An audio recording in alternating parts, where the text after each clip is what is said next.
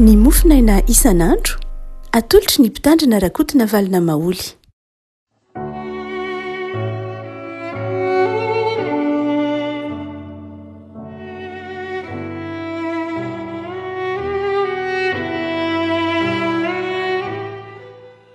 Faleminaraba tsika revako malala tratrity sabotsy fa 4 ny volana febroary ity. Ny mofinaina zay voalahatra tsika dia ny boky ny tononkira ny Solomon. Tononkirany Solomon toko voalohany andiny voalohany ka hatramindininy fahaefatra. Tononkirany Solomon toko voalohany andiny voalohany ka hatramindininy fahaefatra. Vakitsika amin'ny anaran'i Jesosy. Engane ka anorokay amin'ny fanoroan'ny vavany izy, fa tsara noho ny divay ny fitiavanao, mampofona ny menaka ao tsara, menaka manitra voahidina ny anaranao, koa izany no itiavan'ny zatovovavy anao. Taomia dia zakazaka anaraka anao zahay. Nentin'ny mpanjaka ho ao anefitraniny aho, hifaly sy ravoravo aminao zahay, hankarazaina mihoatra noho ny divay ny fitiavanao, fitiavana marina no itiavana anao. Ray masino, manamasinana amin'ny fahamarinana ny teninao ny fahamarina. Amen. Tononkirany Solomon na ilay tononkira tsara indrindra, ity mofinaina zay voalahatra ho antsika ity. Atao hoe tononkira moa izy ity fa tononkalo ny tena mahalaza azy misimisy kokoa. Ary zay mahatonga ny hoe azo atao hoe fahy izy, azo atao hoe toko arany tokony malaza azy, satria tsy de hoe tononkira niraina loatra akory izy ity, fa karazana poezia tononkalo arak'izany. Ka dia tokony manavanana kokoa ary no mampiasa azy hoe toko fa tsy hoe avy hatrany de atao tononkira araka ny bokin'ny Salamo. Bokin'ny Salamo ihany raha teo azo lazaina hoe tena nohiraina ao amin'ny Saotra Masina, na de tononkira aza ny fitomanina, tononkira aza ny tononkirany Solomon, dia boky tahaka ny boky rehetra ihany. Fa zay no ela fa ity mofinaina tobatanantsika ity de natao indrindra ho tandrify izao 4 febroary zao raha iresahan'ny olona ny hoe Saint Valentin mo. Ary tsy mahagaga raha ohatra ka boky miresaka fitiavana, famoraham-pitiavana no tandrify antsika amin'izany 4 febroary zany raha hiarabana ny mpifankatia rehetra. Marina fa tsy fetim-piangonana akory ny 4 volana febroary, saingy mariny zao tontolo zao ihany, na de misy lafiny komersial raha ara-barotra aza dia arabaina ny mpifankatia rehetra, tsy misy maharatsy zany akory. Dia ny andiny voalohany ka hatramin'ny fahaefatra ary amin'ny tononkirany Solomon toko voalohany ity no zara mofinaina ho antsika ry havako. Anankiroa no azo jerena ity boky ny tononkirany Solomon ity. Voalohany dia ny hevitra ara-bakiteny, ny hevitra ara-bakiteny izay miresaka fifankatiavan'olon-droa, ary ny faharoa kosa dia ny hevitra arakeviny, satria milaza sary ihany izany tononkirany Solomon zany. Zay tsika roa arak'izany ny fanazavana ity andininy voalohany ka hatramin'ny fahaefatra ity. Atomboksika amin'ilay hoe fifankatiavan'olon-droa. Ny tononkirany Solomon aloha dia tsy tena marina fa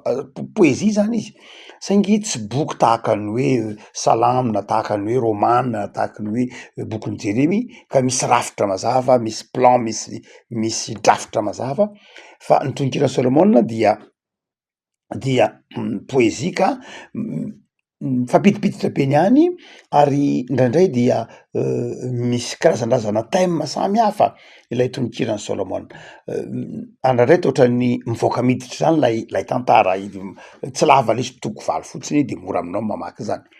Fa ny mpandray anjara ao anatin'ilay tononkirany Solomon dia tsy hoe laroa akory, tsy hoe le mpifankatia ihany, fa misy tanora, misy tovavy, misy olona maro samy hafa mandray anjara ao anatin'ny tononkirany Solomon io. Tsy de hita izy amin'ny baiboly malagasy. Ny antony dia ny antsika tsinona tsy misy hoe féminisme masculin ny sujet, hoe iza no miteny lasa vavy, fa amin'ny teny frantsay misy, amin'ny teny hebreo na ny teny grika de hitanao tsara izay hoe eto misy le vehivavy miteny na lehilahy no miteny. Dia hita hoe eto au pluriel le izy, indraindray amin'ny teny malagasy tsy de hita loatra zay. Dia tongony kokoa zany ny mamaky azy amina version hafa na dikateny hafa. Fahatelo dia ao anatin'ny tononkirany Solomon ity sika raha mamaky azy dia tsara manamarika fa ohatry ny haiteny izy ity zany, miteny le vehivavy de miteny le lehilahy de miditra misy tovovavy Jerosalema, misy miditra ny misy olona hafa miditra mpiandriondry sy ny sisa ary dia mitsofoka eo lay karazan'olona samy hafa ary ohatriny haiteny mihitsy mitovitovy amin'ny haiteny malagasy zay misy setriny arak'izany zay teneniny anankiray ary dia ao anatin'izany a ity eto am-pilatanantsika ity a dia lay vehivavy no miteny voalohany fankaty zany izy io a ny anankiray tovovavy tambanivohitra anankiray tovovavy tambanivohitra tena tambanivohitra ary dia mifankaty amin'ny lay mpiandriondry izy zay le mpiandriondry io sary ndraindray oharina amin'ny mpanjaka Solomon le mpiandriondry ary ndraindray toy ny mahaleo tena le mpiandriondry toy ny olona hafa mihitsy le mpiandriondry ndraindray le mpiandriondry dia zay mahatonga zay ohatrany Time le izy ndraindray toa ohatrany mpanjaka Solomon lay izy toy ny fifankatiavan'olona zay misy elanelana amin'ny fari-piainana hita zany nena satria ohatrany Time le izy tsika teo de ndraindray toy ny olona mifankaty nefa samy hafa fari-piainana samy ndray tambanivohitra ndray mpanjaka ary dia zay mahatonga ny hoe tononkira niavaka tamin'ny fotoan'andro satria tamin'ny fotoan'andro any avanim-potoanany antikité-tsika ny olona mifankaty dia tsoatran'izao mifankaty amin'ny androtsika izao zao mantsy ny isika rehefa mifankaty ao anatin'ny fanambadiana dia ankalalahana ny fitiavana sy ny terena fa tamin'ny andro ny vanim-potoanany antikité de ny fitiavana zany na ny fanambadiana dia tsy ohatran'izao iainantsika izao hoe mifidy ankalalahana ny olona fa ny fanambadiana de mety ho fitaovana ara-piarahamonina hoe andaminana andrindram-pihavanana ka dia milamina ny fiarahamonina na koa fitaovana ara-politika ka manjary mihavana ny fanjakana anankiroa mifanohitra ny fanambadiana de mety ho fitaovana koa isandratana amin'ny fiainana am'izany zany ny fanambadiana de toy ny fitaovana ihany fa tsy tena mipetraka ny safidin'ny olona hoe manambady noho ny fitiavana na mifankaty noho ny fitiavana fa vady fanambadiana amboarina noho ny antony ara-politika antony ara-piarahamonina antony ara-toe-karena fa ireto mifankaty ireto kosa ao amin'ny tononkirany Solomon dia mpialolalana izany mpialolalana ny fifankatiavan'ny taonjato zay iainantsika zany satria fankaty izy ireo zay raha jerena de olona tsy tokony hifankaty mihitsy raha jerena tamin'ny vanim-potoanany antikité zay mahatonga azy hoe niraisina ho toy ny ohatra izy satria misy elanelany be tsy tokony ho tiany le lehilahy le vehivavy ohatra satria lay lehilahy mpanjaka i Solomon any amin'ny voninahiny ary lay vehivavy tambanivohitra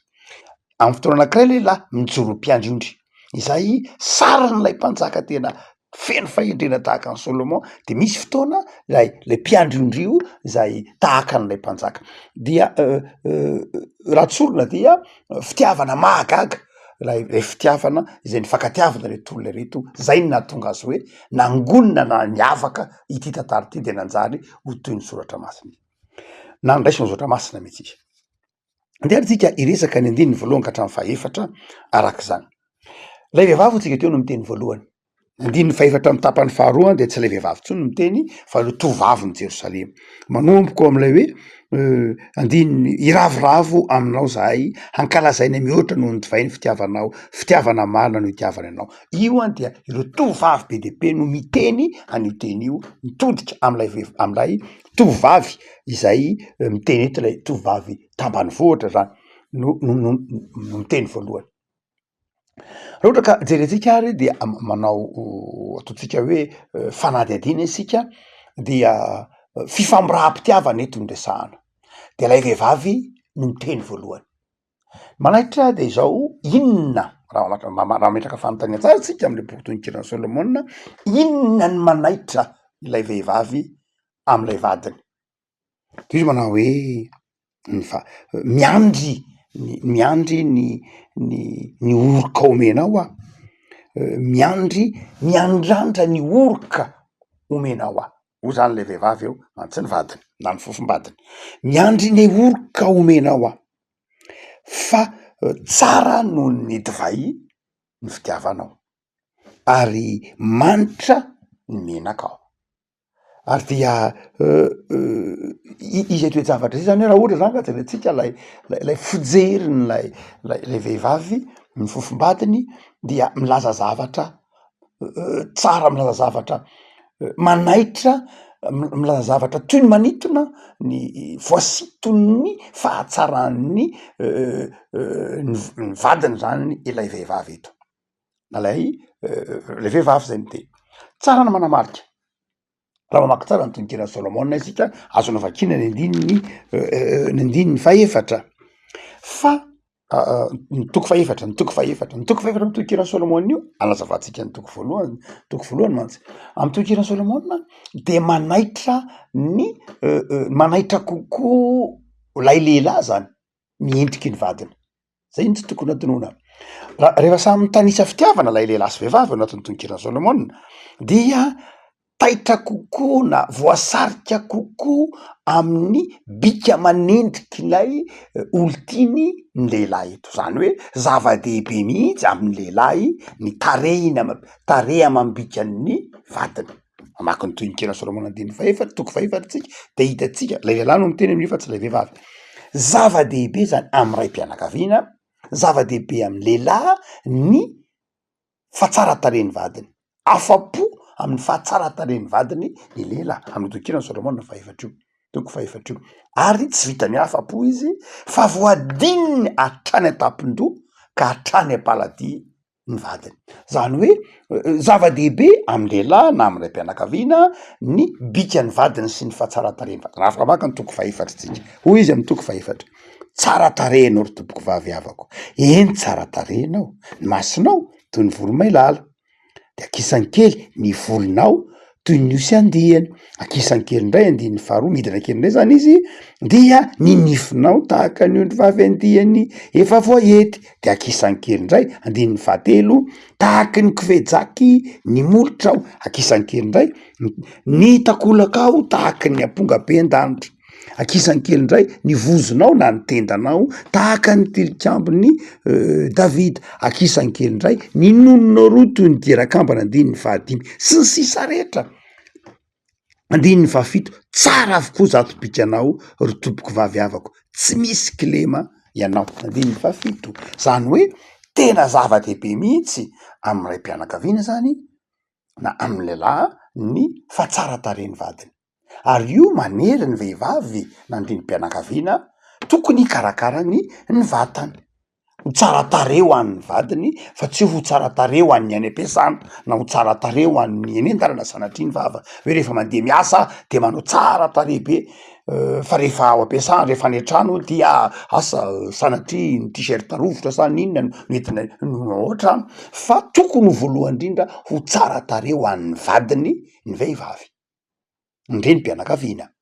fa tsy hoe rehefa andeha hiasa na andeha eny an-tsena na andeha hamonjy fivoriana na tahaka izany vao tena manao tsara tare na fa tokony tsara tare ho an'ny vadiny voalohany indrindra ny vehivavy fa tsy hoe amy raiky ambin'ny folo atoandro na amy folo atoandro mbola menaka tare sa inona fa tokony ho tsara tare voalohany ary tokony ho manaitra avy hatrany satria zava-dehibe amy lehilahy ny fahatsara tare ny vadiny mifanohitra am'izay kosa ny vehivavy tsy de tena le fahatsara tareny ny lehilahiko loatra ny nanaitra azy amty tononkira Solomona ity hitatsika ny toko faharoa andininy fahavalo lay vehivavy no miteny amin'io fa tsy lay lehilahy ho le vehivavy inzay ny feon'ny malalako indro tamisy ny feon'lay lehilahy no nanaitra lay vehivavy zany hoe amty tononkirany Solomona ity de zava-dehibe ny feon'lay lehilahy ny feon'ny lehilahy amy vehivavy ndrandray zany tsy zay mibika loatra koronen'ny vehivavy no manaitra azy amy lehilahy fa ny teniny lay teny mamy hitatsika mitonkira amin'ny andininy io manao hoe injay ny teniny malalako ka ny teny tamiko andininy fahafolo amy toko faharoa mitsangana ry tompoko vavy avako ry tsara tarehiko andeha ary zany hoe miandry izay teny mamy zay amin'ny vadiny ny vehivavy raha zava-dehibe amy lehilahy ny bikan'ny vehivavy ny fahatsaratarehin'ny vadiny de zava-dehibe amy vehivavy kosa ny teny mamy izay hoentin'lay lehilahy hoentin'ny vadiny miainy kokoa zany miandry tampotampo kokoa zany miandry teny mamy kokoa zany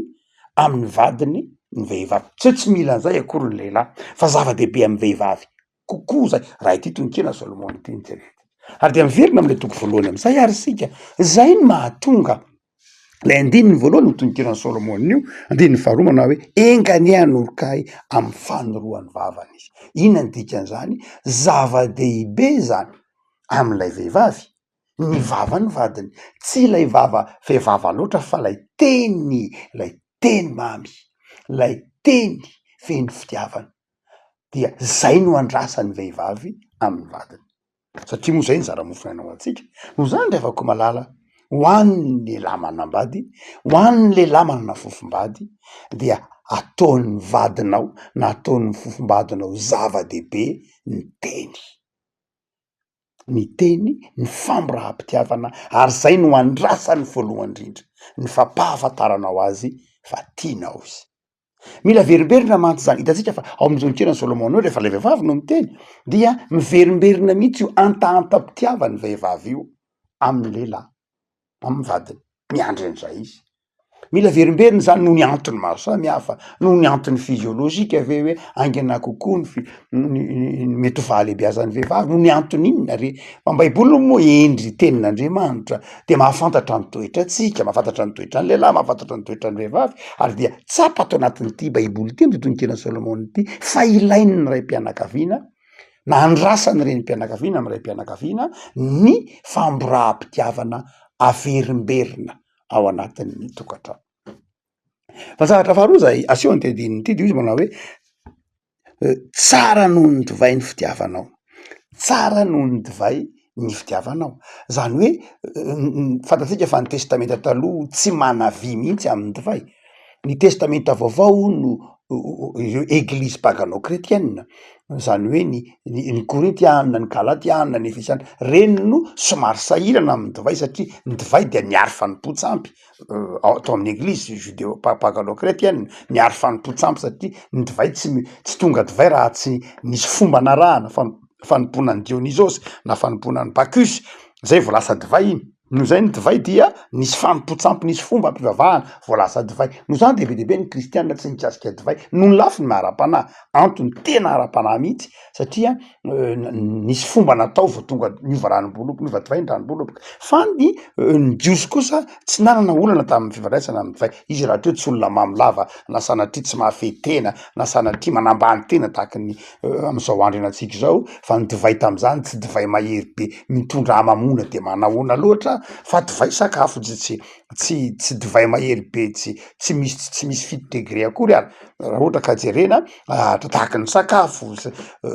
ranom-boloboka maherihery kely tsy de tena mamy be de mahamarina fa mahamamy ihany, fa tsy ohatran'ny tsisy ifandraisany am'zay fiboboan'ny alcool ankehitriny ka mahatonga ny olona mialokaloka ambany ka jesoa ankena novany rano divay de ity tsisy ifandraisany mihitsy. Ny divay nataony novany fisotrony jiosy de divay tsy divay manandevy mampiankin-doha ohatran'zay iainantsika ankehitriny. Zay mahatonga ny hoe tahaka ny sakafo rehetra ihany ny divay, mety misy alcool izy fa tsy zavatra natao hoe hanimbana vatana. Zay mahatonga ny hoe rehefa milaza sakafo tsara izy de vo resaka foana ny divay. Ary de eto dia hoy izy manao hoe tsara noho ny divay ny fitiavanao. Milaza lay vehivavy zany miteny an'io am'lay lehilahy de milaza hoe milaza ny fahatsaran'lay fitiavana, milaza lay fitiavana zay milaza fitiavana tsy mirefarefa amy tany, milaza lay fitiavana ho tsy miorina amin'ny ara-nofo, satria oharina amin'ny divay zany milaza zavatra manokana, milaza zavatra mihaja, ary zay mahatonga amin'ny andininy fitapany farany andininy faefatra io hoe midera n'lay fitiavana ny zanaka vavy ny Jerosalema, midera am'lay fitiavana izy manao hoe fitiavana marina no itiavany anao, satria fitiavana zay fitiavana manaja, tsy lay karaza-pitiavana mirefarefa amy tany, miorina amin'ny ara-nofo, miorina amin'ny fanimbana, fa fitiavana mihaja. Zay no teneniny io, ankalazainay mihoatra noho ny divay fitiavanao. Io tsy lay vehivavy no teny an'io, tsy lay tovovavy, fa ireo zanaka vavy ny Jerosalema no miteny an'io. Ary dia hoy tsika manao hoe milaza faamboniny lay vehivavy zany ao anatin'ny tokantrano io, ny vehivavy ao anatin'ny fanambadiana, ao anatin'ny fifamofona de miandry fitiavana mihaja. miandry fitiavana manokana amin'ny fofombadiny na amin'ny vadiny. Ino hoe fitiavana mihaja? Tsy fitiavana miaro herisetra, miaro heritsandry, famonoana, fanimbazimbana, fanaovana tsinitsinina. Tsy zay le fitiavana andrasany, fa fitiavana zay manondrotra, fitiavana manandratra, fitiavana mitondra fifaliana. Zay le hoe tahaka ny divay. Ary ny fahatelo zay anoarany azy dia menaka manitra. Tsika moa efa mahafantatra karazana ranomanitra, be de be ny karazana ranomanitra fantatritsika am'izao andro ankehitriny zao, isan-karazany zay karazana ranomanitra iainantsika amin'ny andavanandrotsika. Somary manao foniteny kely tsika fa am'izao Saint Valentin moa be de be ny olona manolotra ranomanitra, fa manaitra kely rehefa mijery ny anarana ranomanitra isika, indrindra ny ranomanitry ny vehivavy, dia somary anarana hafahafa zay matetika manaitra atsika. Ohatra hoe asa fantatry ny vehivavy, poison ohatra, ranomanitra Dior, hafahafa le anarana poison, efa isan'ny ranomanitra fantatry ny renim-pianakaviana. Ohatra niny asa koa niny asa izy iny an'ny Giorgio Armani ngamba le hoe si, niny si ohatrany hafa le hoe si, na koa tahaka zany niny izy niny Alexa Simone ngamba le misy hoe raha tsy diso hoe sous le charme na nuit éternelle na long week-end zany zao any Alexa Simone. Niny Yves Saint Laurent libre, hafa be lay anarany, ataotsika anaty foniteny. Fa eto an dia asehony lay mpanoratra, lay vehivavy zany, lay renim-pianakaviana, fa zava-dehibe aminy ny fitiavan'ny vadiny manitra, zany hoe tsy lay bika aman'endry ny zava-dehibe, fa lay fahadiovany, ary dia izay no raha tsorona zany ity tononkina Solomona zay zara mofonaina ao antsika ty moa no fiteny sampona golady fo be hoeritreretsika am'izao Saint Valentin zao de zao ny renim-pianakaviana na ny vehivavy de miandry fitiavana, miandry famoraham-pitiavana zay miavaka, mihaja, manaja, manondrotra avy amin'ny vadiny na avy amin'ny fofombadiny. Zay ny hevitra loatra ka miainga am'lay heviny ara-baky teny isika. Saingy ny fiangonana revako malala tsy niresaka ity fitiavany ity amijanona am'izay ihany, fa ny fiangonana kosa dia nampitodika, zay no antony fitianana ity tononkina Solomon ty soatra masina, dia nampitany fifankatiavany le lehilahy sy ny vehivavy eto ho tahaky ny fifankatiavan'ny Kristy amin'ny fiangonana, na tahaka ny fifankatiavan'Andriamanitra tamin'ny zanak'Israely. Tsy mijanona zany tsy jerena fotsiny amin'ny lafiny ara-nofo akory ity tononkina Solomon ity, fa jerena amin'ny lafiny ra-panahy koa, dia mitodika amin'ny fifankatiavan'ny fiangonana sy Jesosy ity. Ary izy eto lay vehivavy ny fiangonana. Zay no mahatonga an'izy hoe nahoana noho izay? Ny tononkina Solomon dia lay vehivavy no miteny voalohany. Raha ohatra ka ny am-bokin'ny Genesisy de lehilahy no miteny. Tsy eny mihitsy ny feon'ny vehivavy ao amin'ny bokin'ny Genesisy toko 4, le lehilahy no miteny hoe taolana avy amin'ny taolako, nofo avy amin'ny nofoko ity. Fa mitononkirana Solomona kosa le vehivavy no miteny voalohany. Izy le vehivavy io ny fiangonana. Ny fiangonana zany izay miandrandra ny fitiavan'Andriamanitra. Ny fiangonana izay mivelona amin'ny fitiavan'Andriamanitra. Ny fiangonana zay miandrandra ny mivelona, miaina ny fitiavan'ny Kristy. Zay io andininy voalohany io. Zay le sary teny. Ary ilay fiangonana mivelona, hotsika teo hoe anorokay amin'ny fanoroan'ny vavany, lay tenin'Andriamanitra. Ny fiangonana mivelona, miandrandra ny tenin'Andriamanitra. Zay lay andininy voalohany. Zay mahatonga ny hoe nahatonga reo mpanao heviteny ny testamenta taloha manao hoe raha ohatra ka fitiavana fifankatiavana fotsiny de lehilahy no teny voalohany, raha fifankatiavana vady fotsiny, fa misary ao ambadika io de ny fifankatiavan'ny fiangonana sy Kristy. Dia io zany lay fiangonana miandrandra izay. Ary raha ohatra ka mitenitsika hoe divay eo, de tsinona tsy akory io fa lay famelan-keloka, lay rano Kristy izay nanadio ny fiangonana, lay sakramenta raha mamaky tsara ny heviteny nataony Saint Augustin sika de ahita tsara an'izay manao hoe hitan'ny fiangonana ao anatin'ity tononkira Solomona ity ny rano Kristy. No zany dia tsinona tsy akory fa le rano Kristy de zao lay divay eto izao maneho lay famelan-keloka nomeny Kristy ny fiangonana. Izy manao hoe tsara noho ny divay ny fitiavanao. Tsinona tsy akory fa lay famelan-keloka, lay fitiavan'Andriamanitra izay nanjary ilay fitiavan'ny Kristy, izay nanjary izay nanjary rà ka nandraisan'ny fiangonana famelan-keloka.